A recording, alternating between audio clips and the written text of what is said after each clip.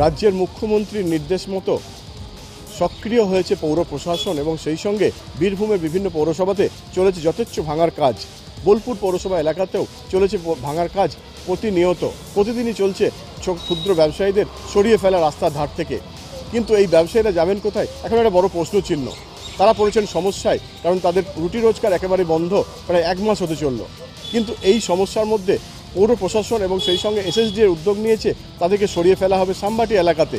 কিন্তু সামবাটি এলাকায় তারা ব্যবসা করবেন কিভাবে এই এলাকা থেকে গিয়ে, এখন এটা একটা বড় প্রশ্ন ছিল তাদের কাছে। তাদের কপালে ভাঁজ পড়েছে তাদের এই ব্যবসা ওখানে সরিয়ে নিয়ে যাওয়ার ক্ষেত্রে। যদিও তারা চাইছেন এখানেই করে দেওয়া হোক, তাদেরকে অস্থায়ীভাবে ছাউনি বা তাদের সুযোগ দেওয়া হোক এখানেই ব্যবসা করার। কোনো পর্যটকদের সমস্যা তারা করেন না, দীর্ঘদিন ধরে রাস্তা অনেকটাই সাফ থাকে। কিন্তু কেন এই ধরনের ড্রাস্টিকলি অ্যাকশন নিল পৌরসভা, এখন একটা বড় প্রশ্নচিহ্ন। তবে আগামীতে রাস্তা সম্প্রসারণ হোক, সৌন্দর্যায়ন হোক, কিন্তু ব্যবসায়ীদেরও কোনো ব্যবস্থা হোক, এটাই চাইছেন সমস্ত ব্যবসায়ীরা। বীরভূম থেকে ক্যামেরায় বাপ্পার সঙ্গে সুজিত মণ্ডল, নিউজ টাইম।